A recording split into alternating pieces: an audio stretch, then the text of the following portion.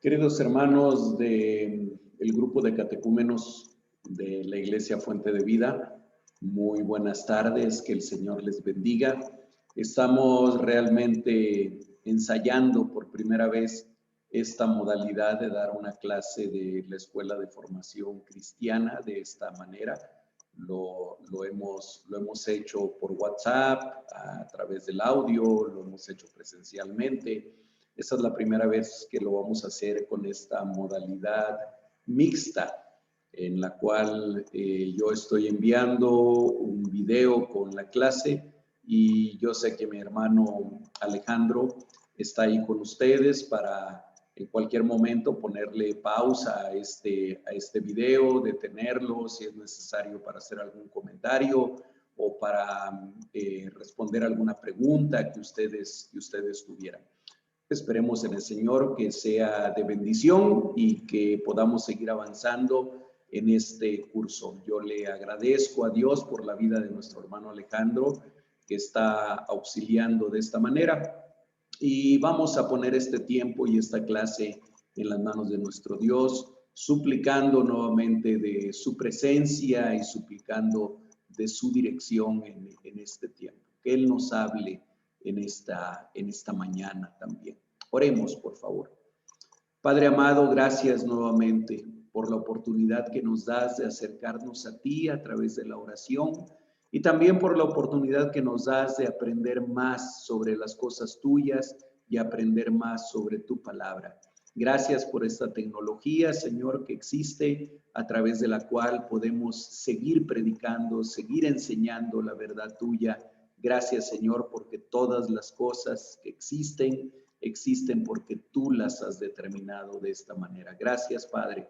Te pedimos, por favor, en el nombre de Jesucristo, que tú bendigas esta clase, que tú bendigas este grupo, que bendigas la vida de nuestro hermano Alejandro Hernández, que estará auxiliando con este tema. Y, Padre, que todo sea para el crecimiento de tu reino, para el crecimiento de tu iglesia. Nos ponemos en tus manos, en el nombre precioso de Jesucristo. Amén. Amén. Bien, hermanos, pues vamos a continuar con el módulo de estudio inductivo de la Biblia. A sugerencia de algunos de ustedes, hemos estado haciendo un ejemplo con el pasaje que se encuentra en el primer libro de Samuel, capítulo 1, el capítulo completo. Hemos tomado todo este texto para agarrarlo como ejemplo de lo que es un estudio inductivo de la Biblia.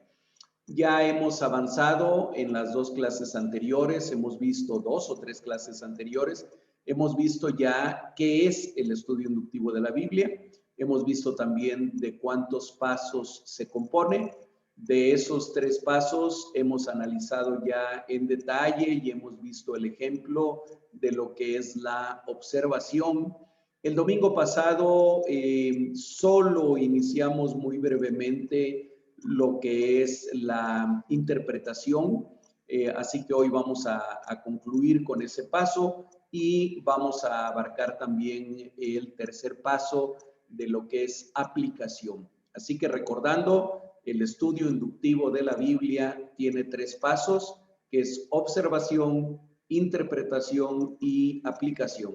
Voy a compartir con ustedes en este momento la presentación en PowerPoint con la clase que ya hemos preparado previamente. Así que bueno, estamos con este tema, estudio inductivo de la Biblia. Estamos con el segundo paso, que es interpretación. El primer punto del cual vimos hace 8 días en la clase presencial de la Escuela de Formación Cristiana. De todas maneras voy a comenzar ahí. Esto ya lo vimos, solamente lo pongo como recordatorio. Interpretar es explicar o mostrar la significación de algo, no lo que significa para uno en lo particular. La Biblia dice que ninguna escritura y que ninguna profecía es de interpretación privada, Entonces, no es lo que significa para uno, sino lo que significó para el autor. El propósito de la interpretación es entender el mensaje central del pasaje. Y bueno, para lograr esto, hemos ido viendo el primer punto para hacer la interpretación, que es analice el significado de las palabras y frases claves.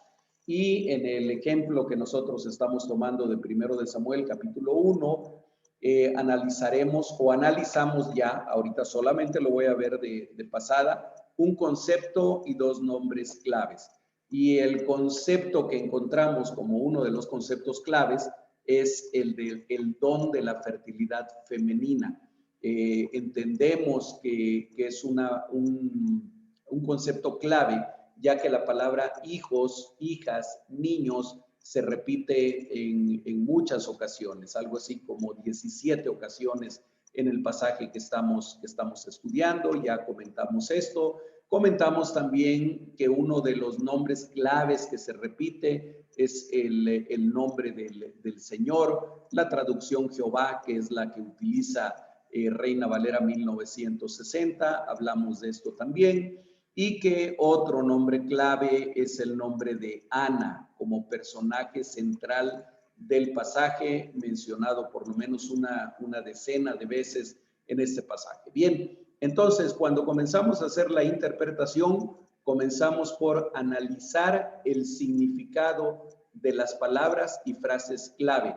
Esto implica que ya hemos seleccionado cuáles son las palabras clave y cuáles son las frases clave en nuestro texto, que eso lo hicimos en el paso anterior en la observación. Ya las seleccionamos, aquí analizamos el significado de ellas. Eso es lo que vimos hace 8 días. Pasamos al siguiente punto de la interpretación, al segundo punto de la interpretación. Evalúe los hechos que se presentan en el pasaje que se está estudiando.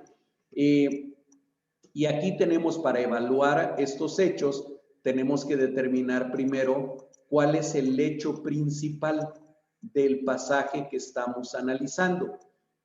Para ustedes, ¿cuál es el hecho principal en 1 de Samuel capítulo 1? Yo enseguida lo voy a poner aquí en la pantalla, pero sería importante que ustedes ya tengan determinado cuál es el hecho principal. ¿Ok? Les doy aquí lo que yo encontré. Creo que el hecho principal en 1 de Samuel, capítulo 1, es el hecho de que Dios escucha la oración del afligido y humilde y le responde conforme a sus propósitos. Los propósitos de Dios, no los del que ora, aunque idealmente el propósito del que ora debe de estar en armonía con el propósito de Dios, como fue el caso de la oración de Ana. Pero el hecho principal aquí en este pasaje es este hecho. Dios escucha la oración del afligido y humilde, de aquel que tiene un corazón contrito y humillado delante de Dios, y le va a responder no siempre conforme al propósito del que ora, pero siempre conforme al propósito de Dios. Ese yo considero que es el hecho principal en este capítulo. Lo segundo, una vez que hemos determinado cuál es el hecho principal, vamos a determinar también los hechos secundarios. Estos hechos secundarios nos ayudan a entender el hecho principal. Son hechos que también se presentan en el pasaje y que de alguna manera nos ayudan a entender, a comprender, a ampliar el hecho principal. Bueno, yo aquí encontré los siguientes hechos secundarios. Inciso A, o como un hecho secundario, la actitud paciente y humilde de Ana. Este hecho resalta a lo largo de todo el capítulo, pero no es el hecho principal, porque podemos caer en la confusión de que el hecho principal es la oración de Ana o la actitud de Ana. Es un hecho secundario, pero que ayuda a entender el hecho principal. Otro hecho secundario, un segundo, es la actitud comprensiva del marido de Ana, de Elcana. Este hombre que tenía una actitud cariñosa, comprensiva con su esposa amada, que no podía darle lo que culturalmente era esperado que le diera, que es descendencia, que era hijos. Encontramos ahí, y eso nos ayuda también a entender mejor el hecho central. Y el tercero, bueno, el tercero que encontramos es una actitud impía de Penina. ¿Por qué este hecho de una actitud negativa, impía, agresiva, irritante de parte de Penina nos ayuda a entender el hecho principal? Porque vemos cómo a pesar de la actitud negativa de Penina, la actitud paciente y humilde de Ana se mantuvo, no cambió. Y el cuarto hecho secundario es la actitud prejuiciosa de Elí. Digamos que los dos primeros hechos serían ejemplos para nosotros de lo que debemos de seguir, de lo que debemos hacer ya en una aplicación, ¿verdad? Y los dos segundos, la actitud de Penina y la actitud de Elí, son hechos que nos son mostrados como algo de lo que debemos evitar en nuestra vida y en nuestra relación con Dios. Como número 3, dice, correlacione las ideas, no las deje como huérfanos solitarias. Es decir, si ya encontramos algunas ideas relevantes, si ya evaluamos el hecho principal, los hechos secundarios, ahora vamos a buscar correlacionarlos, no dejarlos como hilos sueltos, sino relacionar unos con otros. Esta sería la correlación como yo la redacté. Ustedes probablemente la pueden redactar de una manera diferente. Y pusimos esto: Dios cumple sus propósitos usando la vida del que ora, pero que además tiene un corazón contrito y humillado delante de él. Pero en su gracia no deja de bendecir a los que son parte de la familia, aun cuando alguien como Penina tenga una actitud nada agradable a Dios o sea prejuicioso como Elí. Finalmente, Dios siguió bendiciendo a la familia de Elcana a pesar de la actitud de Penina.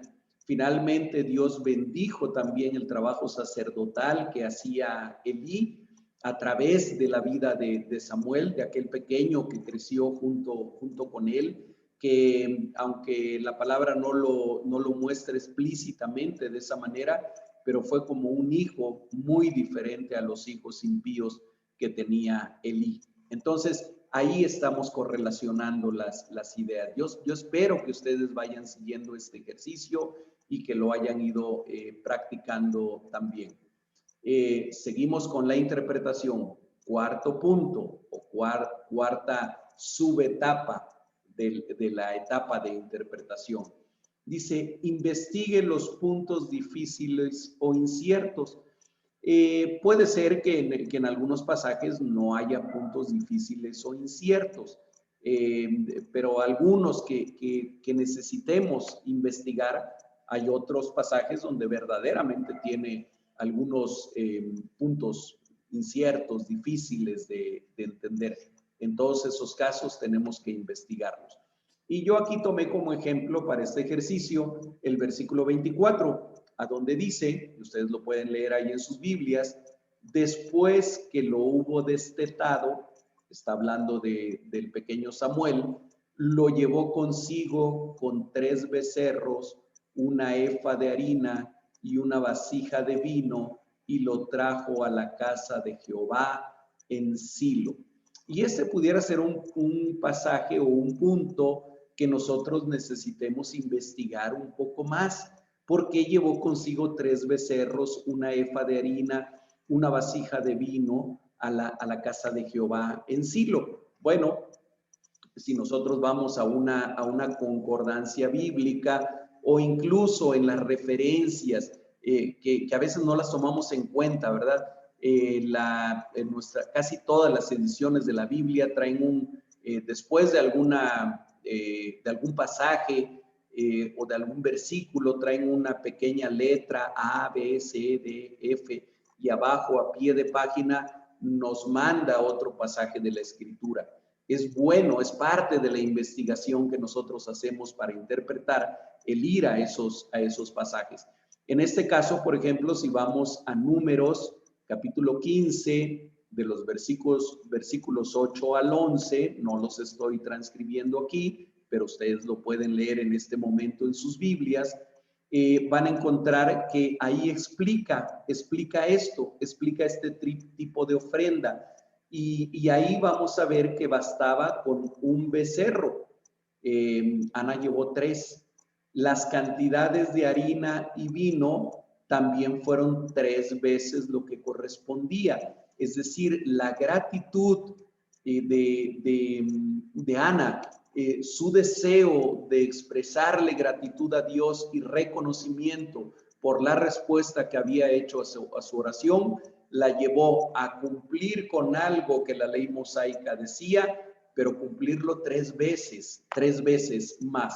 Entonces, cuando nosotros vamos al número de Hechos, al libro de Números, y entendemos este hecho, entendemos mucho mejor el por qué en el primer libro de Samuel se nos menciona esto. Bien, finalmente, en la interpretación, o casi para terminar la interpretación, dice: resuma el mensaje del autor a sus lectores originales. Y aquí es donde terminamos de interpretar, donde terminamos ya de poner, de redactar qué es lo que nosotros estamos interpretando. Y miren, puede ser que lo redactemos diferente. A lo mejor ustedes lo redactaron de una manera distinta a la que yo voy a mostrar ahora, porque son estilos de redacción, porque son estilos de expresión, estilos de comentar las cosas, pero en esencia debemos coincidir. En esencia debe de ser la misma interpretación si es que hemos hecho una buena exégesis de este pasaje. Es así como yo lo redacté.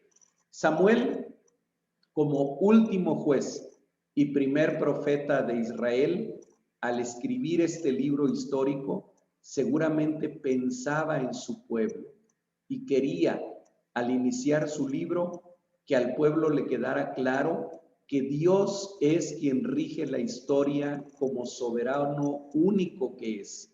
Samuel busca que Jehová, y por eso repite 27 veces su nombre en este capítulo, sea exaltado por medio de una verdad.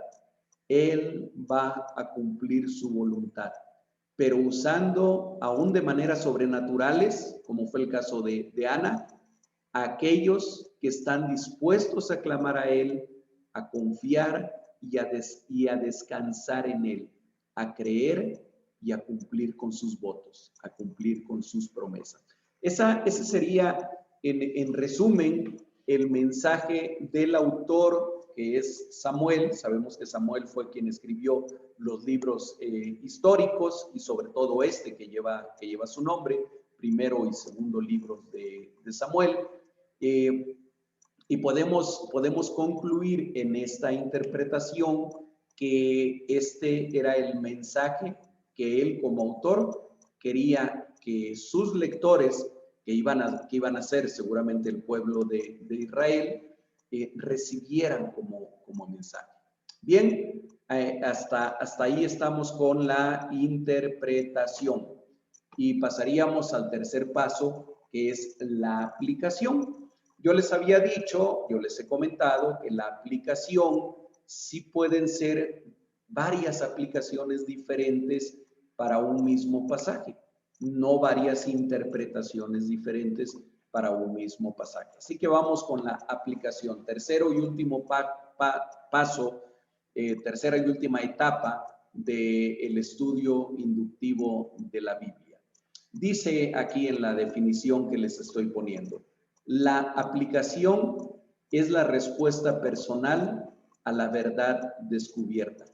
La respuesta puede ser una acción práctica, como pedir perdón a alguien, o puede ser la adoración personal espontánea.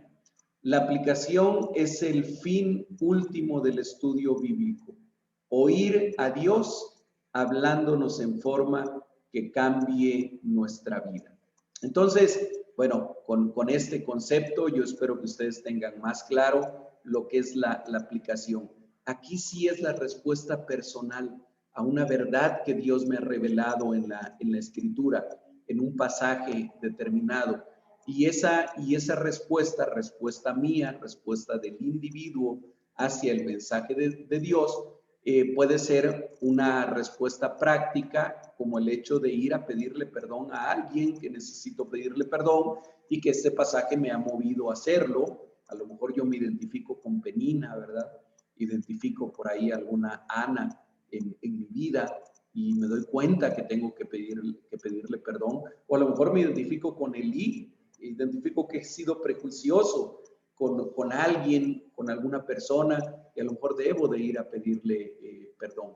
O puede ser también la adoración personal espontánea. A lo mejor darme cuenta, decir, es cierto, Dios, así como tú le has respondido a Ana, ¿cuántas veces me has respondido a mí? Y tal vez yo no he tenido el corazón de Ana de ir y ofrendarte, no un becerro con lo que estaba estipulado, sino 3 veces o muchas veces más en lo que yo debería de ofrendarte con mi vida y en adoración espontánea a ti. Puede ser esa o pueden ser otras diferentes las respuestas que demos. La aplicación es el fin último del estudio bíblico, es la finalidad, es la meta. Al fin y al cabo, vamos a la Escritura para entenderla, vamos a la Escritura para interpretarla correctamente, pero al fin y al cabo lo que queremos es que esa Escritura impacte nuestra vida, cambie nuestra vida, que sea Dios hablándonos en una forma que nos transforme, que transforme nuestro corazón y nuestra existencia toda. Vamos a ver algunos tips para la aplicación. Bueno, algo que es muy usado de lo que debemos de buscar en un pasaje. Deberíamos de buscar siempre algo que creer, algo por lo cual alabar a Dios, algo que enmendar. Vamos por partes. Algo que creer. ¿Qué enseña el pasaje acerca de Dios y sus actividades? ¿Qué doctrina puedo encontrar? ¿Qué enseñanza doctrinal puedo encontrar acerca de Dios, acerca de la vida con Él o acerca de la vida sin Él? Eso es lo que yo puse. Dios tiene en su mano la historia. Lo que ocurre actualmente, ya estamos en la aplicación y ahora sí tenemos que venir a nuestro contexto. Lo que ocurre actualmente, como la pandemia por el COVID-19, no se ha salido del control de Dios. Tampoco el tipo de gobierno que tenemos actualmente, por ejemplo, ni las enfermedades que padecemos, ni los conflictos que enfrentamos. Dios encamina absolutamente todo al cumplimiento de sus propósitos y estos son perfectos. Esto es algo que creer que yo encontré en 1 de Samuel capítulo 9. Tenemos que buscar también algo por lo cual alabar a Dios. ¿Qué lo hace regocijar a usted? ¿Por qué cosas puede agradecer a Dios y que las encontró en el estudio de este pasaje? Bueno, yo aquí puse que lo puedo alabar aún en medio de mis males físicos y o sufrimientos, porque sé que Él ya los conoce y es seguro que sacará bendición de ellos. Puedo encontrar que Ana, aún en medio de su esterilidad, aún en medio de su angustia, de su aflicción, de la agresión que recibía constantemente, no dejaba de subir a alabar a Dios junto con su familia, no dejaba de orar a Dios. Así que yo encuentro también aquí un motivo de alabanza. Algo que enmendar, qué actitudes personales tienen que cambiar en mí. ¿Qué maldades deben ser confesadas? ¿Qué relaciones personales deben mejorarse? A veces, cuando oro, por ejemplo, a diferencia de Ana, a veces caigo en la rutina y la monotonía. No siempre derramo mi corazón delante de Él como lo hizo Ana. Quizá porque, como Elí, soy prejuicioso y pienso que sería exagerado hacerlo siempre así, quizá por falta de fe también. Entonces, encuentro en este pasaje cosas que enmendar en mi vida. Seguimos con la aplicación. Debemos de buscar en los pasajes, después de observarlos como ya lo hicimos, después de interpretarlos como ya lo hicimos, algo que pedir a Dios. ¿Qué necesidades suyas o de otros Dios puede y quiere satisfacer según lo muestra el pasaje? Y yo diría aquí en este punto, Señor, dame por favor un corazón como el de Elcana, comprensivo y amoroso con mi esposa. Dame un corazón como el de Ana, tolerante, humilde, adorador y que crea y descanse en ti. Vaya que si encontramos en este pasaje algo que pedir a Dios, muchas cosas que pedir a Dios. Y algo que planear y por lo cual orar. ¿Qué acción práctica debiera emprender y cuál es el primer paso para ella? Y aquí pudiera ser un propósito, hacer un propósito para algo, y puede ser comenzaré a ejercitarme para ser un esposo como Elcana y un padre como Ana. Ese pudiera ser el punto de algo que planear y por lo cual orar. Me parece que esta es la última diapositiva. No, está otra que es un esquema solamente y que también ya se los mostré cuando vimos la parte teórica de la clase, pero que aquí lo quiero retomar porque no quiero que ustedes lo pierdan de vista. Esto que estamos haciendo es exégesis. Al hacer el estudio inductivo de un pasaje, en realidad estamos haciendo la exégesis de ese pasaje. Como alguien mencionaba la semana pasada, ya no me acuerdo si fue mi hermana Dulce o mi hermana Lupita, no, perdónenme, no me acuerdo exactamente bien, pero hablaban de los textos originales y de los idiomas originales. Y ciertamente lo ideal para hacer exégesis sería leer el pasaje en el idioma en el que fue escrito, en este caso en hebreo, porque primero de Samuel está totalmente escrito en hebreo. Desafortunadamente, no todos somos expertos en un idioma tan difícil, un idioma tan antiguo y difícil, pero eso no nos impide hacer una buena exégesis. Yo les decía que una de las maneras en las que podemos por lo menos disminuir este inconveniente de no poder leer en el idioma original es usar varias versiones. Los cristianos y particularmente los cristianos evangélicos somos muy dados a casarnos con una versión, con una traducción de la escritura y no es difícil saber que Reina Valera 1960 es la versión casi oficial de los cristianos evangélicos, por lo menos de la segunda mitad del siglo XX y lo que va del siglo XXI. Porque déjenme decirles que antes, tal vez en la primera mitad del siglo XX, era Reina Valera 1909. Y dicen quienes vivieron esa transición entre la versión 1909 o la revisión 1909 y la revisión 1960, que había hermanos que se negaban a aceptar la versión 1960 porque decían que ya no era tan fiel a la palabra como lo era la versión 1909.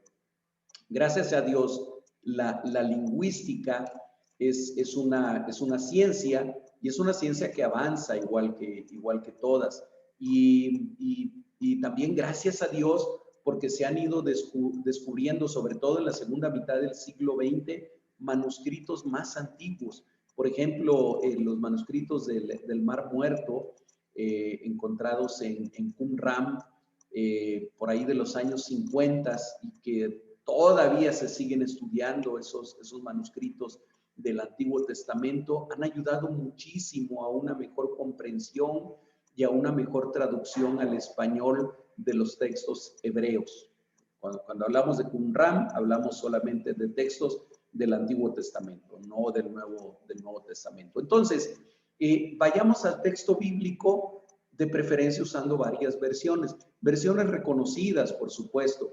Yo no sé, tenemos la Nueva Versión Internacional, que por cierto a veces ha sido atacada de una manera injustificada, porque a lo mejor han buscado una mayor fidelidad a los manuscritos, a los recientes descubrimientos de manuscritos, y ha sido injustamente atacada. La traducción de las Américas es una buena traducción también. La traducción Nácar Colunga que usa la Iglesia Católica es una buena traducción también de la Biblia. Entonces, yo no les recomiendo tanto para estudio inductivo de la Biblia las traducciones dinámicas o las traducciones en lenguaje actual. ¿Por qué? Porque son traducciones, no les digo que no las lean, es bueno leerlas y es bueno, incluso a veces para predicar, a uno le sirve mucho las traducciones en lenguaje actual porque son más en el lenguaje común, en el lenguaje que usamos cotidianamente. Eso es lo bueno que tienen, pero por sí mismas son traducciones que sacrifican a veces la fidelidad al texto con tal de aumentar la claridad y de que sean más entendibles. Entonces, para hacer estudio inductivo de la Biblia o para hacer exégesis de la Biblia, no son tan recomendables las traducciones en lenguaje actual, como puede ser la Palabra de Dios para Todos, Dios habla hoy, Nueva Traducción Viviente, por mencionar algunas. Entonces, yo les sugeriría, si me permiten hacer una sugerencia, miren, con que ustedes tengan una traducción Reina Valera 1960, una traducción Nueva Versión Internacional y una traducción de las Américas, con esas tres, creo que pueden hacer una buena comparación del texto y tener una imagen mucho más completa del estudio que ustedes van a hacer. Ahora, si alguien se anima y quiere aprender hebreo y quiere aprender griego, pues gloria a Dios, ¿verdad? Yo los animaría para que lo hagan, sobre todo a la gente joven que está fresca y que están en época de aprender muchas cosas. Inviértanle tiempo de su vida para aprender esos idiomas, y sirve de que nos enseñan entonces a nosotros y nos van a enriquecer a nosotros como iglesia. Entonces, partimos del texto bíblico, como está aquí en el dibujo, y es del texto bíblico de donde debe ser nuestro punto de partida. No puede ser un comentario bíblico nuestro punto de partida. No puede ser un sermón nuestro punto de partida. No puede ser las anotaciones que, como en la Biblia de Scofield o en otras Biblias de estudio, vienen por ahí como un complemento. Ese no puede ser nuestro punto de partida. Tiene que ser el texto, y entonces hacemos una buena observación del texto, que es el círculo concéntrico que sigue, y hasta que hayamos hecho una observación completa, podremos pasar a hacer una interpretación.